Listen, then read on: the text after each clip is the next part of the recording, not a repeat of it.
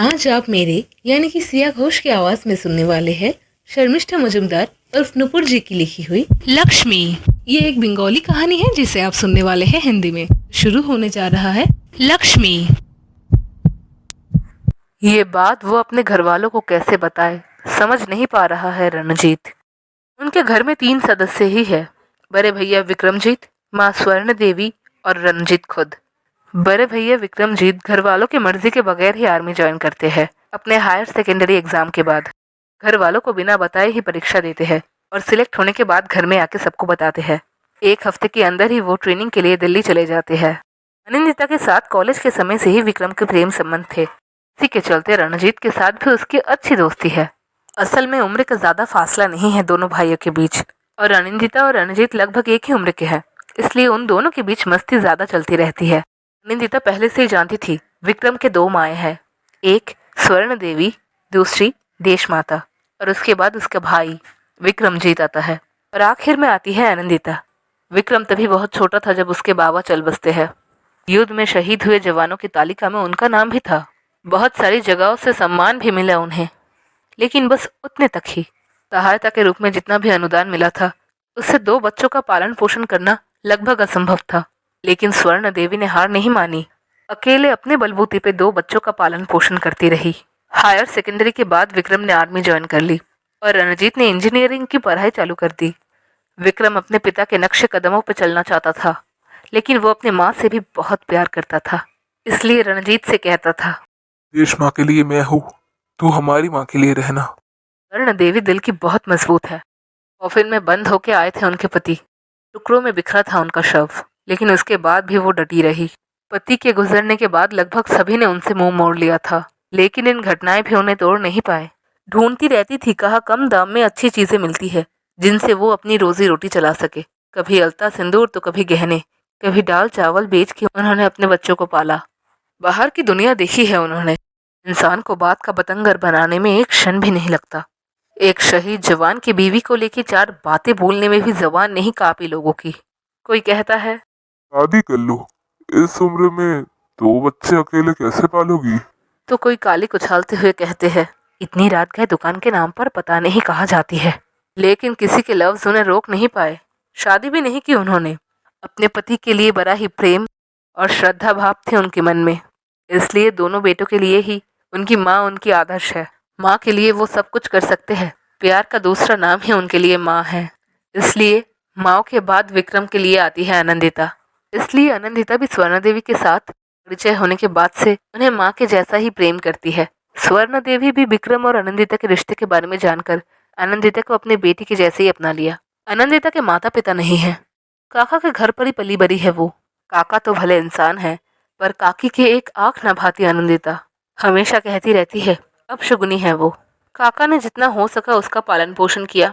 इसके बाद से ट्यूशन पढ़ा के वो अपनी पढ़ाई की खर्च मिटाती है। स्वर्ण देवी और आनंदिता दोनों की जिंदगी ही संघर्ष से भरी हुई है, इसलिए स्वर्ण देवी को बहुत अच्छी लगती है आनंदिता। जितनी जल्दी संभव होता है अपने बेटे को शादी के लिए राजी करवाती है वो।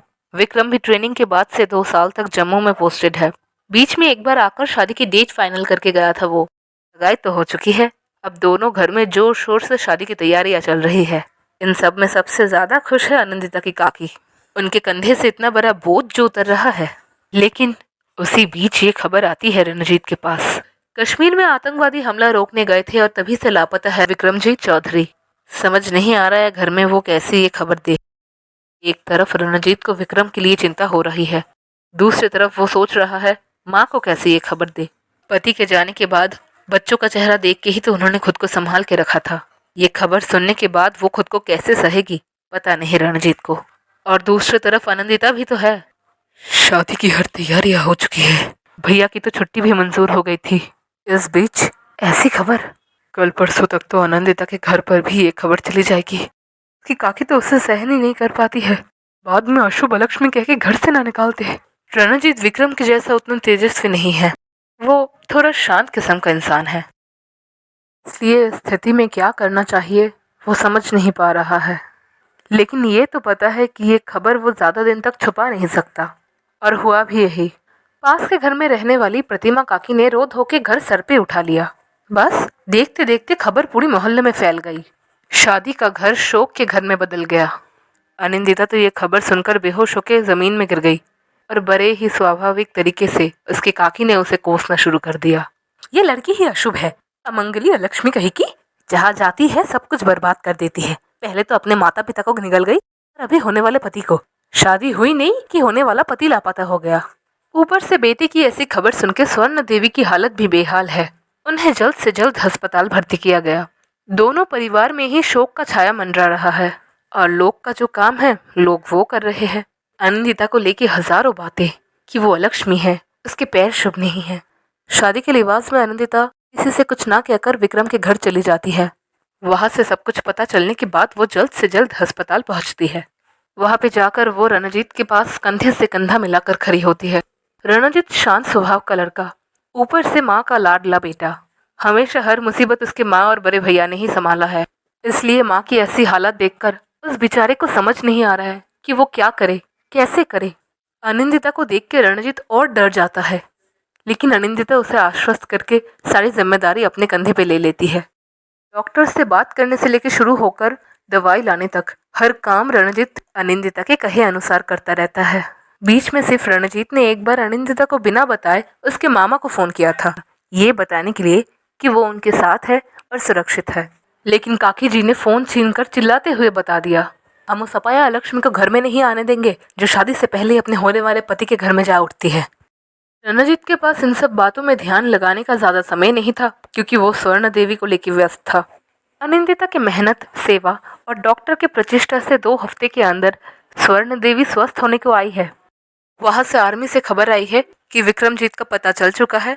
वो थोड़े आहत है और शत्रुओं का दमन करके ही लौटे हैं। वो वर्तमान में वो चिकित्साधीन है और स्वस्थ होते ही घर लौटेंगे। यहाँ तक कि सरकारी पुरस्कार भी मिलेगा उन्हें।